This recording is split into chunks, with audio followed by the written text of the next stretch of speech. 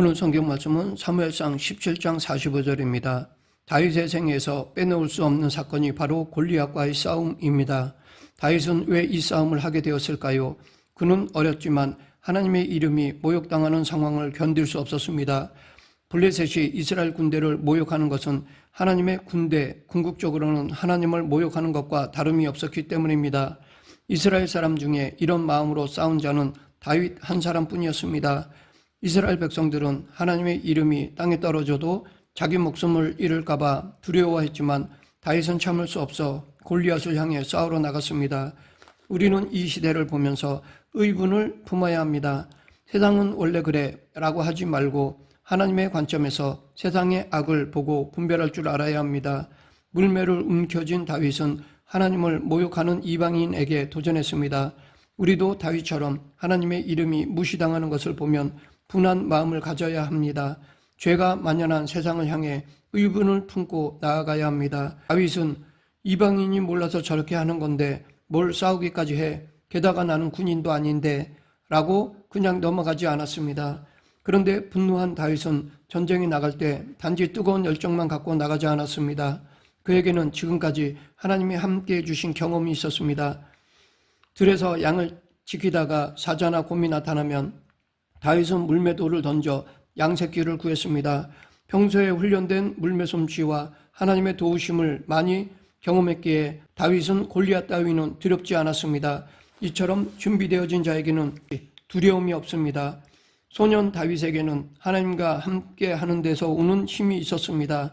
그런 다윗이라서 이스라엘 군사들이 모두 벌벌 떠는 상황에서도 혼자 나가 싸우겠다는 말을 할 수 있었던 것입니다. 우리가 세상과 싸울 때 열정만으로는 불가능합니다. 하나님과 동행한 체험에서 나오는 하나님은 내 편이시다라는 확신이 있어야 합니다. 또한 평소에 훈련하는 수고와 노력이 있어야 합니다. 사울이 입혀준 군복, 갑옷, 노투구, 칼이 익숙하지 않은 다윗은 손에 막대기와 매끄러운 돌 5개 그리고 물매를 갖고 골리앗 앞에 나섰습니다. 오늘 보면 사무엘상 17장 45절 나는 만군의 여호와의 이름 곧 내가 모욕하는 이스라엘 군대의 하나님의 이름으로 내게 나아가노라. 다윗은 하나님의 구원하심은 칼과 창에 있지 않고 전쟁은 하나님께 속한 것이며 하나님이 블레셋을 자기들의 손에 넘기실 것이라고 외쳤습니다. 곧이어 가까이 다가온 골리앗을 향해 재빨리 달려간 다윗은 자기 제구에서 돌을 꺼내 물매로 던져 골리앗의 이마를 맞춰 쓰러뜨렸습니다. 그리고 골리앗의 칼을 빼내어 그를 죽였습니다. 이 사건을 보면서 우리가 생각해야 할 것은 어려운 상황에서도 하나님의 이름을 의지해 나간 자에게는 하나님이 함께 하신다는 것입니다. 다윗은 시편 25편 3절에서도 주를 바라는 자들은 수치를 당하지 아니하려니와 까닭없이 속이는 자들은 수치를 당하리이다 라고 하였습니다. 하나님을 바라보고 의지하는 자는 수치를 당하지 않습니다. 그렇기 때문에 우리는 하나님의 이름을 의지하며 일해야 합니다.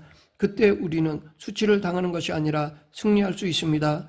하나님의 이름은 하나님을 대표하는 것이기에 그 이름 안에는 하나님의 모든 것이 담겨 있습니다. 하나님은 당신을 전적으로 의지하는 자를 통해 당신의 능력을 드러내기 원하십니다. 그래서 다윗이 하나님을 의지하며 나아가니까 하나님의 능력이 드러났습니다. 요즘은 하나님의 능력이 너무 교회 안에만 갇혀 있습니다. 성도 한 사람 한 사람이 다윗과 같은 능력을 발휘할 수 있음에도 교회에 와서 자기 만족에 충족만 하다가 갑니다. 하나님은 골리앗을 무찌를 정도로 엄청난 능력을 주셨는데 그 힘을 자기 만족으로만 쓰려고 합니다. 현대판 골리앗이 우리 주위를 둘러싸고 있는데 직장에서, 학교에서, 삶의 터전에서 이 능력을 꺼내보지도 못한 채 그저 세상의 흐름에 파묻혀 지냅니다. 이 시대는 잘못된 가치관이 사회에 만연하고 거짓과 욕심이 판을 치고 있습니다.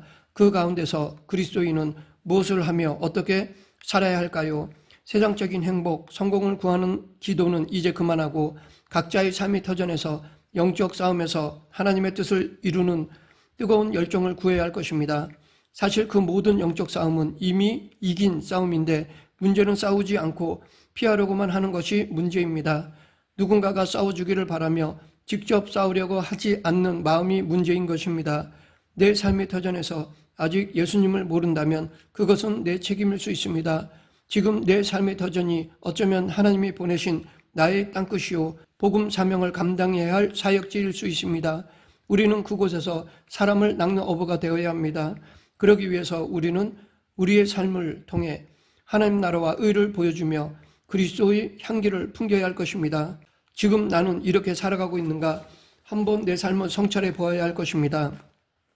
다윗이 골리앗을 쓰러뜨린 후 주로 한 일은 도망 다니는 일이었습니다. 사울이 죽인 자는 천천히요 다윗은 만만이로다 라는 여인들의 노래를 기분 나쁘게 들은 사울의 시기심 때문에 다윗은 목숨의 위협을 느끼며 도망 다닐 수밖에 없었습니다.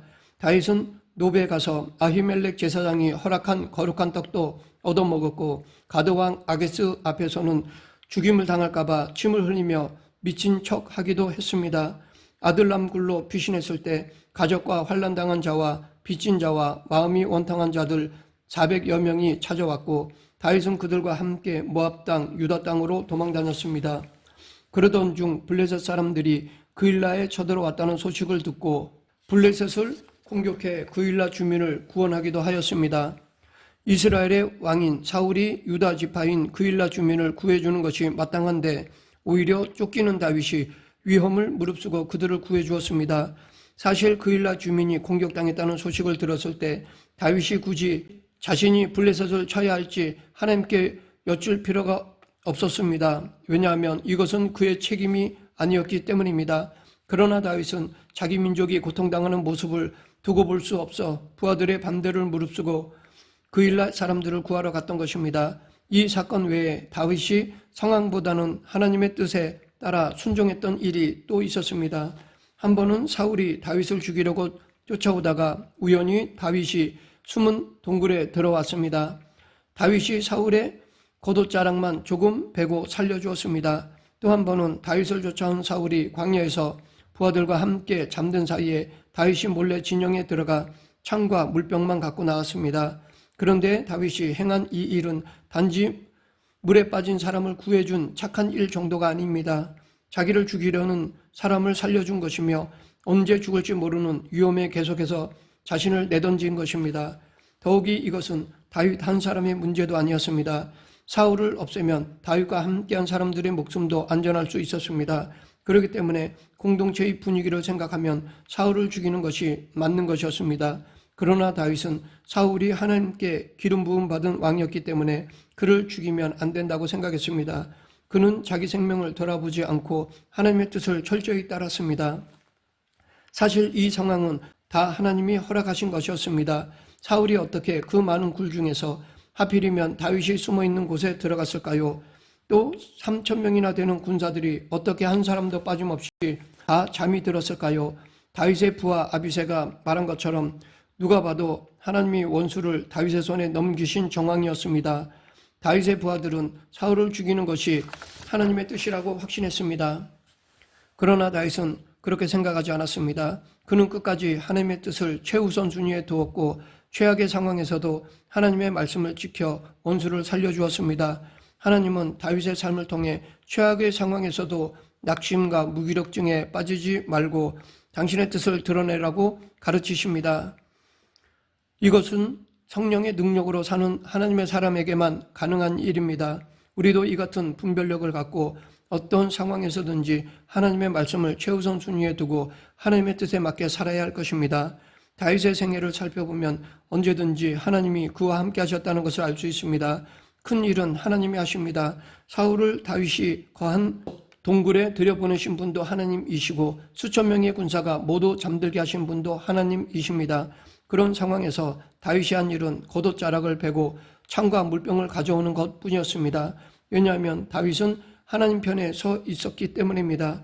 이 땅에는 사울과 같은 사람들이 많이 있습니다. 자기 마음에 들지 않는다고 시기하고 미워하는 사람들이 많이 있습니다. 우리는 그들을 일일이 상대해서 이길 수 없습니다. 하지만 내가 하려고 하지 않고 하나님께 맡기면 승리합니다.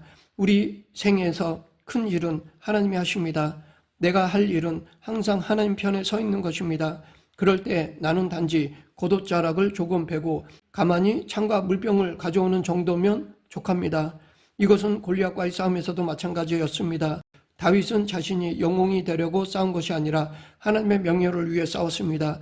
이때 다윗은 자신의 능력을 믿기보다는 전쟁의 승패가 하나님께 달려있음을 믿었습니다. 하나님에 대한 이 믿음은 현실을 무시하는 것이 아니라 현실보다 더 큰 존재를 신뢰하는 믿음입니다. 다윗은 모든 상황이 불리하고 안 좋았음에도 하나님 편에 섰습니다. 그 결과 승리하였습니다. 말씀을 맺겠습니다. 큰 일은 하나님이 하시도록 하나님께 맡기고 우리는 기도하면서 하나님이 길을 여시는 대로 따라가야 합니다. 살아가면서 골리앗과 같은 거대한 대적과 싸울 때 우리는 하나님 편에 서야 합니다. 우리가 하나님 편에 서 있으면 승리할 수 있습니다.